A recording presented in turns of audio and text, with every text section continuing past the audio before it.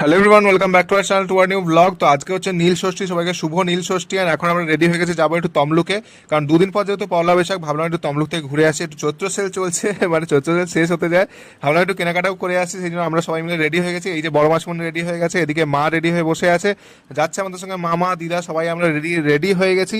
তো যাবো এখনই চটপট তমলুকে। তো অনেকদিন তমলুকে যাওয়াও হয়নি, ভাবলাম একটু কেনাকাটা করতে যাই। তো যেহেতু চৈত্র সেল শেষ হতে যাচ্ছে, তো সেই জন্য আর চৈত্র সেলের মধ্যে আমাদের কিছু কেনাকাটাই হয়নি, সেই জন্য ভাবলাম একটু ঘুরে আসি। আর আজকে যা বাইরে রোদ্রু, মানে বেরোতেই ভয় লাগছিল, বাট তার মধ্যেও বেরিয়ে পড়লাম। ভাবলাম একটু মানে বছরের শেষটা একটু মায়ের মন্দির থেকে একটু মানে কাটিয়ে আসে, একটু ভালো লাগবে।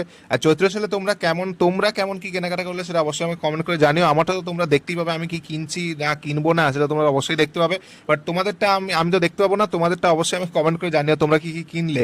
অ্যান্ড তারপর এখানে চলে এলাম তমলুকে। তমলুকে আসার পর এখানে চটপট টোটো নিয়ে নিলাম, কারণ বাইরে যা রৌদ্রু, বিভৎস রৌদ্রু, মানে হাঁটার ডিসিশনটা নিতে পারলাম না ভয়ে।